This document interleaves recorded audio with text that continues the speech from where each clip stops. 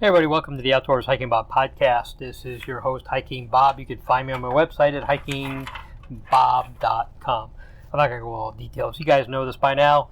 Go to the website. You can find links to everything and contact me if you have any questions. I am recording this today. Today is May 29th. I'm recording this from the National Geographic ship, the Explorer, somewhere off the coast of Iceland.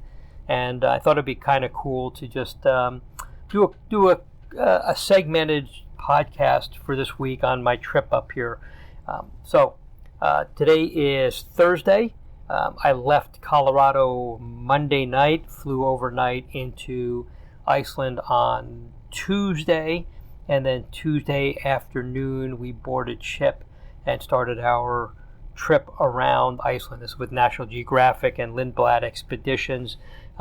This is one of the larger physical ships I've seen in the National Geographic fleet, larger than most. So if you're hearing noise in the background, I'll explain some of that. Some of that's just the engine running on the ship. And there's some other noise going on. We're getting ready to deploy some Zodiacs.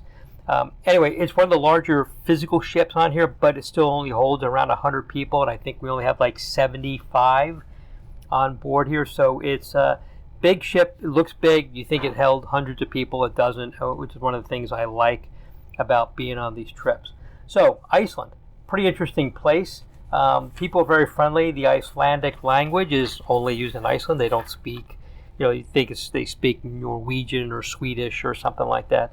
They always speak Icelandic, but they also, pretty much everybody speaks English. It's like taught from grade school.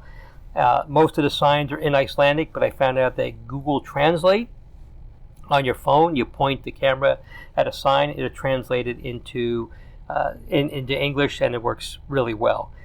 It works pretty nicely.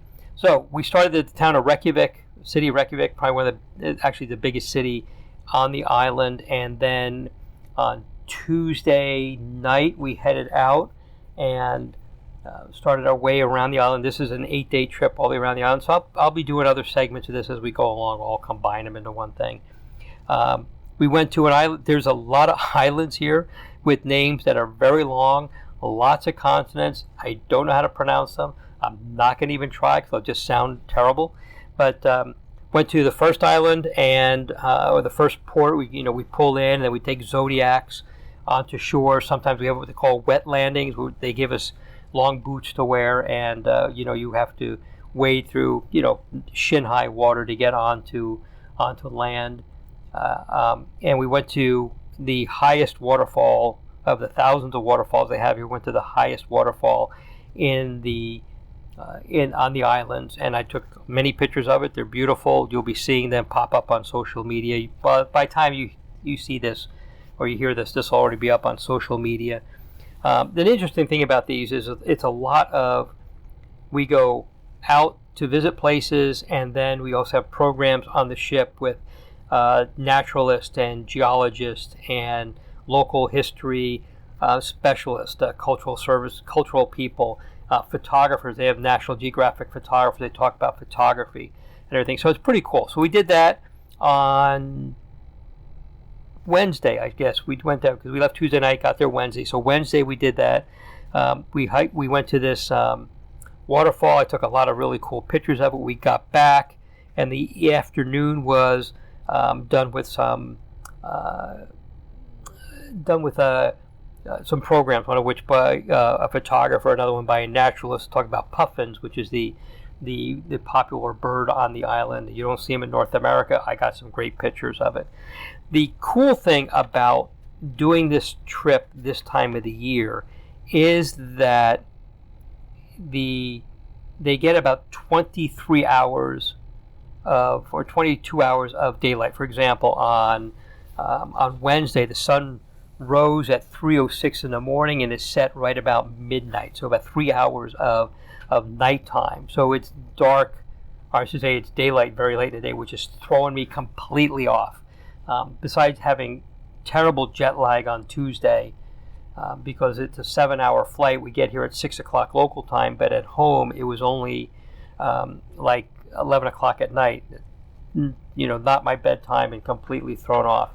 So so we're able to do, because of the daylight hours, long daylight hours, we're actually able to do trips after dinner. So they give you breakfast, they send you out, you do whatever activity is for that day, you come back, you have lunch. Then in the afternoon, either you go out for another activity or you have a program on the ship, and then you have dinner. And usually after that, on most trips I've been on, it gets dark, you stay, they don't want these Zodiacs running around in the dark, so you stay on. But since we have an extended amount of daylight hours, we're actually doing stuff later in the evening. So we did visit another island where I did get to see the puffins. Birds. They're birds with a big, you would know it if you saw it. They're black and white, and they have this big red beak on them. So we're able to do some trips into the evening, which is really a lot of fun. The bad part is doing things like this, like catching up on recording the podcast, is difficult. And I'm actually squeezing this in between dinner and another afternoon excursion we're going to do. I'll explain that in a minute. We set sail Wednesday. Thursday morning we woke up, still on our way to another island. Thursday morning was programming. There's a great photographer out here who I've met. He's a great guy. Talked about his history working as a photographer for National Geographic. The guy his name is Jonathan Kingstan. He has done so much. He's rock climbed out Capitan. He's been all over the world. He's just done just about everything, but is the most down-to-earth guy you'd ever want to meet. Definitely no attitude with him. I've chatted with him a couple times. We compared notes about equipment and techniques about photographing the waterfalls. Just really a great guy. Gave us a presentation. There was another one after that from a naturalist. Talked about the geology. They call this the island of fire and ice because not only is it cold most of the year and it's chilly now, and they gave us this great coat to wear for this, actually take it home with us, but there's also a lot of fire on here with volcanoes and things like that. We then went to another island. This time we docked right on a dock, so we didn't have to take Zodiacs and wear a life vest and everything. And went to a museum where they had a history of the era of herring fish in the island. And then went to a little forest. There's not a lot of trees on this island. Many of them were cut down and taken out early on. They don't grow very big because it's cold most of the year. So they actually, there's a announcement for boarding for our afternoon, our evening, the first round of people for our evening tour. And I'll be heading out there in just a second. So anyway, we went to this forest where they're trying to grow trees because so many were cut down. That was beautiful. Another waterfall. I'm taking a lot of waterfall pictures. You guys see a lot of waterfall pictures. Anyway, this is kind of how they do things here. We're actually getting ready now to go to the island of Grimsey, and it is so far north that we will actually be seeing some pretty cool seabirds. We will actually be crossing the Arctic Circle on foot when we get there. So I've never crossed the Arctic Circle. Some of you may have. It'll be pretty cool, especially to do it when it's not like a bazillion degrees below zero. It's about 45 degrees out there today. This is, I believe, the northernmost point on Iceland is this island, and we will walk across the Arctic Circle. Anyway, a brief description of what we're doing here. The sun's going to set at a little before midnight. I was actually up late last night, way later because the sun is up, and my window, I keep the blinds up on the window so it throws me off, but it was a beautiful sunset. Actually, at midnight, ran up onto the bow of the ship and got a picture of it off the bow of the ship. It looked pretty cool. I'll talk more about this stuff as we go along. Hopefully we have some time where I can squeeze in a little bit more detail. But wanted to let you know kind of what it's like. Hiking around here is, we haven't done any real long hikes. I think the longest hike was just a couple miles. It's actually pretty easy. There's some rocks there, but this is, as you can guess, being this far north and very wet, very soft soil for the most part, and really not that difficult hiking. These towns we've stopped at are really very small towns, other than Reykjavik, maybe 1,000 people, 2,000 people most. Not sure. I guess fishing is the big deal here, and maybe some tourism, but that's kind of what they do here. In any case, just wanted to fill you in on that. We'll have more later, and it's Thursday evening, and I'm getting ready to get on a Zodiac and go to an island across the Arctic Circle. Talk to you later. Hey everybody, Bob back here. So when I last left you, it was actually 4 days ago from when I'm recording this now. So I'm recording this on the late in the evening on June 2nd, Monday, here in Iceland. As a matter of fact, it's approaching midnight, and since it's the summer, the sun kind of, I guess you could say the sun set, but it's just below the horizon and everything's still brightly lit. Anyway, I was going to try to update this podcast like every day, but it was so busy that they just hadn't had a chance. We are leaving in the morning off ship. We're on the way to Reykjavik. We're leaving in the morning. I'll get on a flight in the afternoon from Reykjavik to Denver, which is a nonstop flight of about 7 hours, and then I'll be home by Tuesday night, which will be fun and be nice to see. Be nice to see my family and my dogs, and be back home in Colorado.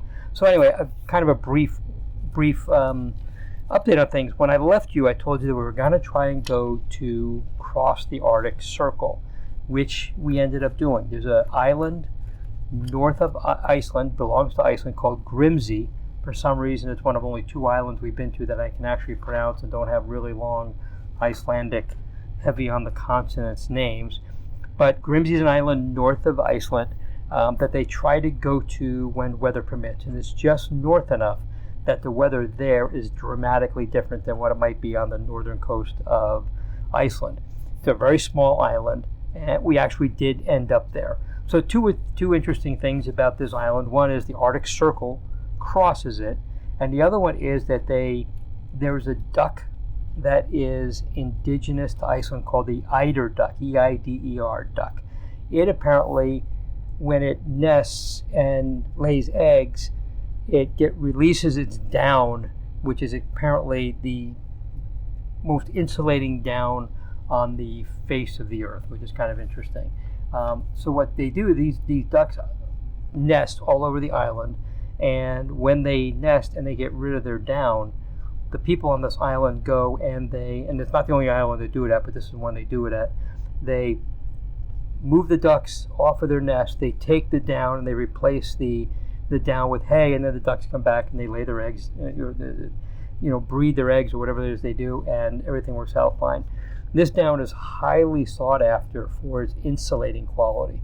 The problem is that it is clothing or anything made out of it is outrageously expensive, to the fact that we later on, and a day or so later, we visited a place in another town that makes comforters and pillows out of this eider duck down. And to give you an idea, a queen size pillow from them cost in the area of around $5,000.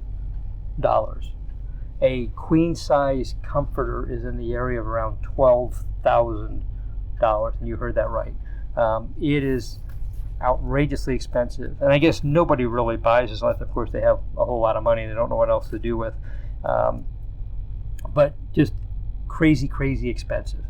So this down is whatever they do with it. They process it to the point where they make sure there's nothing foreign objects in it. They bring it to a number of these places that make clothing and stuff out of it. And my understanding is the only people who really buy it for clothing are people doing like climbs up Mount Everest or something like that, where it's really cold, because the insulating quality of this eider duck down is supposed to be better than anything else on the face of the earth. Especially, it is so incredibly light, so you could have this very lightweight stuff and be just incredibly warm in it. But I don't even want to know what a parka costs from there. If a down comforter costs $12,000, I can just imagine what a jacket looks like for them. I haven't even looked, and probably would make me crazy to look at that. Anyway, so we went to this island, Grimsey. There's a monument there not far from where you land that says the Arctic Circle. But apparently the Arctic Circle moves because of, well, it's not a fixed thing. So the definition of the Arctic Circle is it's not a physical line, but it's a point on the Earth's surface that is approximately 66.5 degrees north of the equator. And it's described as the southernmost point. Let me make sure I get this right, because there's a definition of it here. It is the southernmost point Okay, so the Arctic Circle is defined as the southernmost point where the sun does not set in the summer and does not rise in the winter. So it moves because the Earth doesn't spin completely, it wobbles. So when you go to this island, there's a marker there, and I have a picture of me in front of it that says this is the Arctic Circle. But the actual Arctic Circle is marked by a big round concrete ball. I mean, it's huge. It stands probably 10 feet tall. They call it an orb, and it is probably a half a mile north of where we actually were. We hiked up to it, and they actually move it every, I don't know how many years, whenever they determine the Arctic Circle is moved. So it was up there north, and we have some pictures of everybody around it, and that is actually where the Arctic Circle is. So it's not a fixed thing. It moves. I'm sure beats me, but it's where the sun does not completely set in the summer and never actually rises in the winter. So it's the southernmost point where that happens. So it's pretty cool. We were there and got to see that. While we were there, we saw a lot of the puffins, which are the, you've seen them. I've talked about it before. I've shot more pictures than you'll ever want to see about puffins, but you'll see them if you follow me on the social media. Anyway, they don't always get to go there. Matter of fact, they said we're going to dock in the morning, and another group is going to get on the ship that afternoon, and they've already determined that the weather this next coming week will be so bad that they actually are not going to get to go there. They're not going to see the Arctic Circle, the island of Grimsey, and apparently they said about only 50% of their trips that they do actually make it there. And it's not that far, but it's just north enough that the weather is different and they can't actually make it there. So that's what happened with the Arctic Circle. So then Friday comes along, and Friday's another day where we do all kinds of other stuff. So I did a full day trip to Asbriggy Canyon, best I can do, which was an interesting place. It was a canyon with two humongous waterfalls. I've got pictures of those. That were wonderful to see. There's so many waterfalls around here. It's unbelievable. And then we went to an actual forest in Iceland.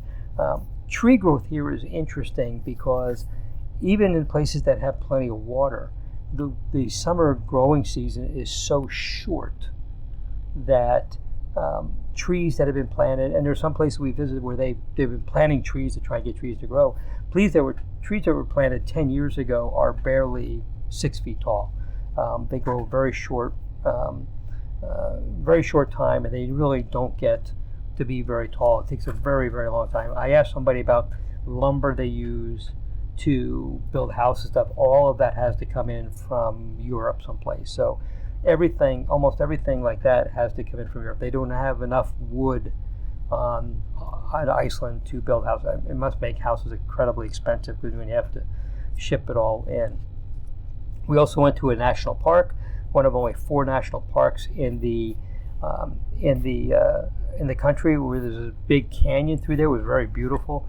Little creek there in there. The canyon wall was probably a mile across, and at one point there was water that came over the entire width of it. There's hardly any water there now, but water came over the entire width of it. Very cool looking. A lot of volcanic rock. Of course, everything out here is volcanic, so a lot of lava in there, and that was kind of the deal for Friday. And of course, a lot of other stuff going on here. There's a whale museum there. Some people stopped at. That was right off by where we docked, and that was pretty good day there.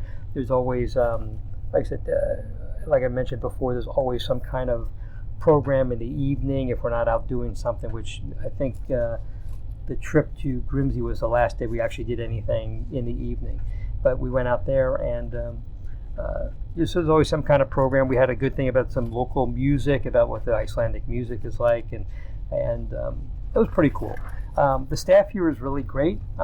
Everybody knows how to do just about everything. I mean, the interpretive staff and stuff like that doesn't know how to fix the engines or anything, but the bartenders, especially the hospitality staff from the hotel part, you'll see them later driving the Zodiacs. They're all certified to drive the Zodiacs back and forth because they're going back and forth from the ship to the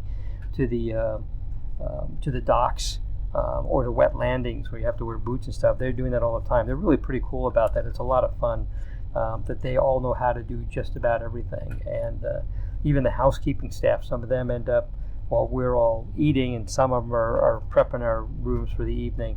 They're all out there, helping with serving food and bartending and stuff like that. It's kind of a lot of fun. We did another.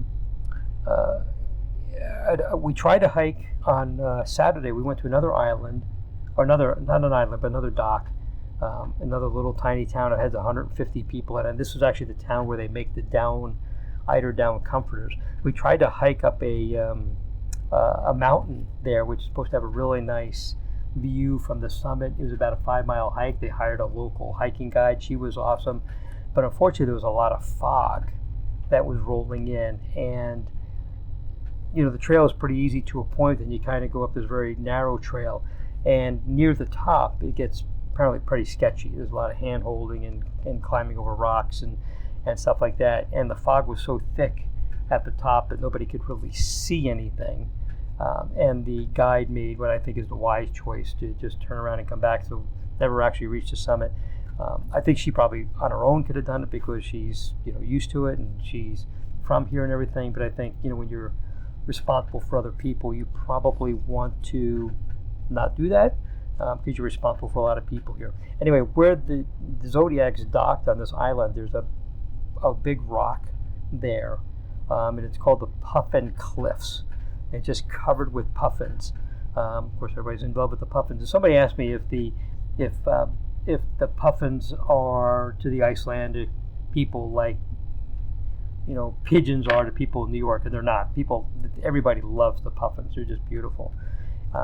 Anyway, you were able to go up the steps they make up this rock and a platform and a deck, and the puffins are literally, you could take a close-up picture of them with a cell phone without even trying, without even zooming in a whole lot. They're right there. So a lot of pictures of puffins, and that would have been and there was also a ride. There was also a tour around town about the history of the town, very little town. Some e-bike rides, which is pretty interesting. But I did the summit ride, and then in the afternoon, that was in the morning, the summit hike, and in the afternoon, I didn't participate in anything specific, and just kind of went into town on my own and went over to the Puffin Cliffs and shot a lot of pictures of puffin. Like I said, more pictures than you can shake a stick at. Sunday was a nice day. We were lucky too. We had really good weather on this trip. When I checked the weather a couple days before we went out here, it looked like we were going to have a lot of rain. Turned out not the case. It was actually a really good day to be out. It was really, really a nice day to be out. Not a lot going on, and the weather has just been really, really. I mean, it's been cold. It doesn't seem to get more above 45 degrees here, so you're always wearing a coat and a wool hat because it's it's humid because it's near the water.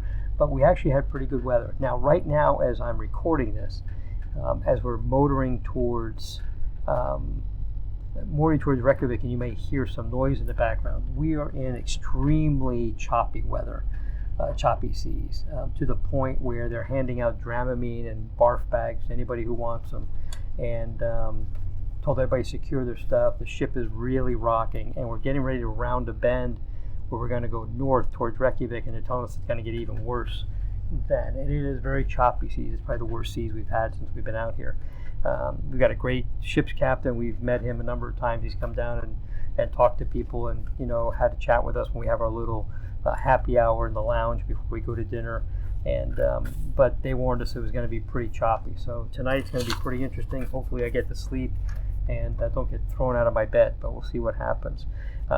Last day we were there with another island that I cannot pronounce, although it tells me here that it translates to Deep Bay. And it is, instead of a cove you go into to dock at this place, it's actually on a peninsula that sticks out. And we went there, and I didn't do anything in the morning. I kind of hung out. And then in the afternoon, I did a 4x4 Jeep tour to what they call the Valley of Waterfalls. And it is truly the Valley of Waterfalls. The vehicles these people build for four-wheeling in these areas are huge, and they're tricked out to the teeth.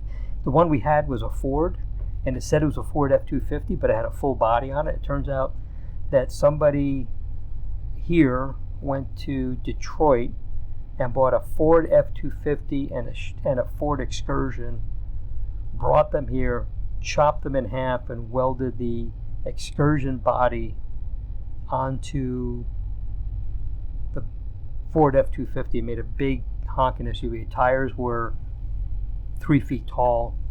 I don't know what kind of engineering went into the entire suspension and drivetrain. I think the only thing that was factory in this thing was probably the engine.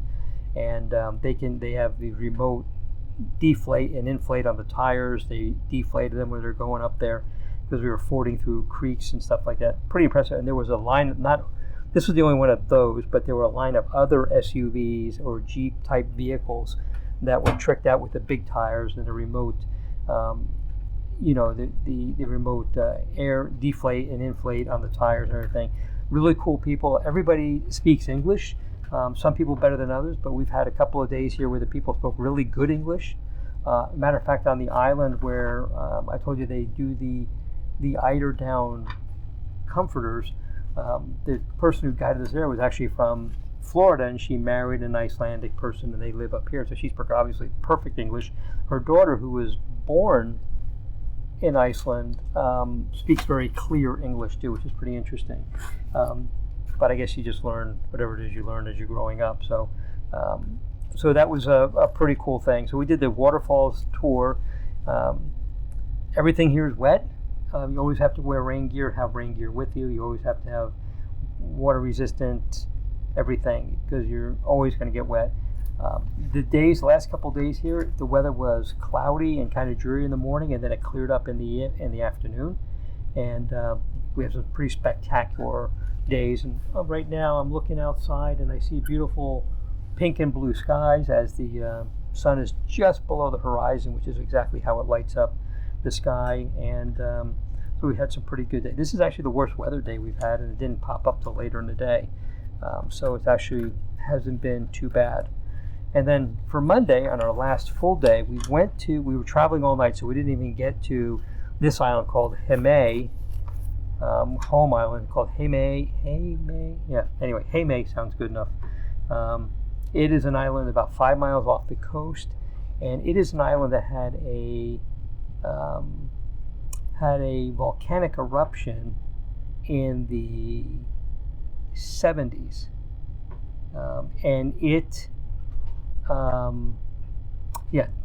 January 23rd, 1973, a volcano, everything's volcanic there anyway, there's a volcano there, but a volcano just erupted out of the ground, literally out of the ground, and you just heard something fall here. So we are in some pretty severe weather right now. The boat is really rocking. But anyway, a fissure opened in the ground, lava started pouring out, and this volcano erupted right in the middle of this, right on the edge of this island. Actually, where this fissure and this volcano was actually like seaside property on the, I guess, the north side of the island. It is now, it expanded the size of the island by quite a bit and wiped out a whole town. They evacuated everybody in about 2 hours, and got them all on boats to the mainland. And the interesting thing was that they had earthquake sensors. They knew there were earthquakes, and they had sensors in the ground to detect where they were. But it takes, I guess, the way they explained it to us, it takes 4 of them to determine where the earthquake is coming from. But one of them wasn't working, so they didn't know exactly where it was coming from. So they didn't see this thing coming. And it just came out of the island, out of the middle of the island. Land opens up, lava comes flowing out. In any case, the eruption didn't end until July 1st. So they were away from their homes, and a lot of people did not come back. The government ended up building them new homes on the mainland because a lot of people just didn't want to come back. Anyway, it's a beautiful little town. At one point, we were on this hill. We did a hike. We attempted to get to the summit. I'll talk about that in a second. But we we were on this hill of solid lava, and we were looking down at this neighborhood, and we were told that where we were standing used to be all the way down there. And so it's amazing. I think we were standing on 20 meters height of lava. Anyway, it was a very windy day, as you can tell, because now we're having this weather that we're navigating through to get there. So we did a hike that we were going to climb up with a guide, a great local guide. We were going to hike up to the summit of this new volcano that didn't exist before 1973. The wind was so bad. It was actually gusting at around 50 miles an hour that we made it to within about 500 feet of the summit. We could see the pole at the top of the summit, and we could not make it up there. There were 3 different groups of us over the course of the afternoon that did this hike, and nobody was able to make it up there because the wind, it literally was, you couldn't stand up. And anybody who was like, I don't know how a kid would probably not get completely blown off of this trail. It was just blowing so bad. So we came up there. We went to a little museum that's all about the earthquake and stuff. It's a very cool museum. And then we set sail. Today was the last day. They had an interesting thing they do here. They have people taking pictures all the time. You submit your pictures to one of the staff photographers here at lunchtime, and then they make a guest slideshow of all the pictures. And the slideshow this year on this trip was really good. I don't think there's a bad picture in the bunch. I have several in there. I like the way this guy did it. If you submitted a picture, it went in the slideshow. In other trips I've done, not everybody's picture made it in, which I don't think is right, because if you're taking the time to take the pictures and submit them, they all should be in there unless they're obviously something inappropriate, which of course I've never seen that happen. Nobody's going to do something like that. But anyway, so there's this guest slideshow they did, and they mail it to everybody. Actually, what they do is they turn it into a YouTube video and they send everybody the link later on. But I also was able to download it. They also offer you to download it to a thumb drive or something. So I did that today. It's really cool. And when it comes up on the YouTube, I will put a link up to it on social media. But anyway, in a nutshell, that's it. Another great trip with National Geographic. If you're ever interested in doing one, highly suggested. Highly recommend them. Everything is first class and top notch. This little cabin I'm in is beautiful. The service is great. The food is to die for. Fortunately, they make small portions, but it's hard not to gain weight. I've avoided desserts for the most part on this trip. I say for the most part. There's some I couldn't resist, but everything's just great. Another great trip with National Geographic and Lindblad Travel. And I don't know when I'm taking my next one. I do not have another one planned. I don't think it's going to be till 27. Because I have to beef up my funding because I pay for all these with money I save. I don't go into debt for these. And but it's been a great trip. I know I'm probably skipping some things and forgetting some things to talk about. If you have any questions after listening to this about taking a trip with these guys or just what Iceland was like, I will tell you it's not what I thought it was. They told us they don't get all that much snow except in the higher country and very up north. Most of the island does not get a whole lot of snow. And they say that what snow it gets very cold, but what snow they get blows away because it's so windy here. It can drift in some spots, but snow is not a really big deal for most of the island, which I was surprised. I thought it would be a big deal. So it's not a big deal, but it's cold. They have a clothing company here called 66 North because that's the the latitude they're at. And it looks like it is the gear to buy. I don't believe the stuff is sold in the States. But I may grab a piece or two of their stuff before I leave, although my luggage is completely packed full. But apparently it is this stuff though, and everybody wears it because it has a little square thing that says 66 North on it.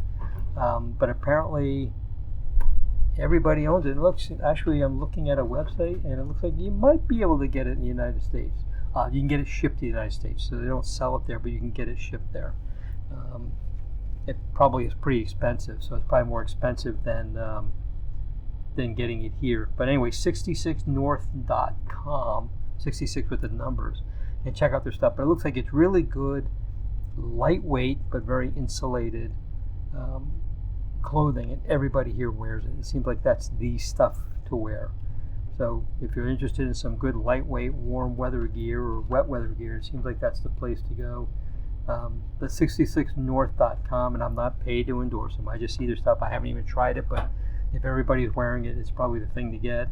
And there's a little thing on here about it looks like they have an issue here about tariffs, but they are offering a 15% discount to the U.S. I have no idea what their stuff costs, and I'll check it out. But if you were looking for something like that, check out 66 North. And I don't know, you might like it. Beats me. I know it's hard to think about that going into June, but winter will be here in a few 6 months down the road, and you may be looking for winter gear and might want to check them out. Anyway, if there's a question you have about this trip and travel, watch my social media. It might take me a day or two to start posting pictures on there, but I'll get pictures up. I've been editing pictures as I go along. And if you have any questions or comments or want to know more about Iceland or this trip or going on a cruise with Lindblad Nat Geo, which is this is my 5th one, drop me a line. Let me know. Go to hikingbob.com. And I'll talk to you later. Hey everybody, Bob here again. It is Wednesday, June 4th. So I got in late last night from my flight, 8-hour flight from Iceland, and got in last night. Uneventful trip. It was all pretty nice. A couple of things real quick. I just recorded a podcast that you just heard, and it was made up of 2 parts I put together.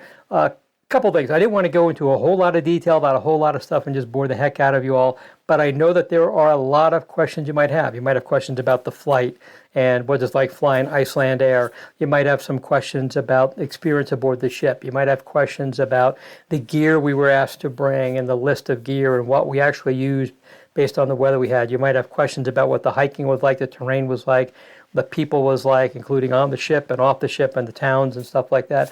So I didn't cover a whole lot in there. I just gave you the basics of what every day was like. If you have questions, I would love to do a follow-up podcast for this trip that I was on. So email me your questions about what it is that you liked about it, or what it is you had questions about, or what it is you're curious about.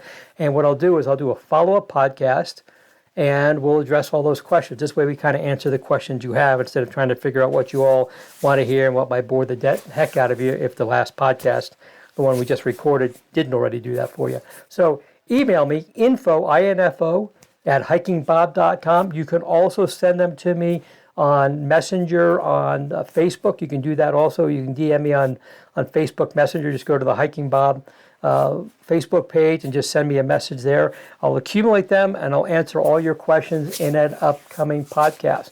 So thanks a lot for listening. I know the last 2 podcasts sound kind of dry, but they were done late at night after a long day and I was pretty tired. So thank you for listening to all that stuff and working your way through it. And I look forward to your questions and we will answer them in a future podcast. Thanks for listening. We'll talk to you next time.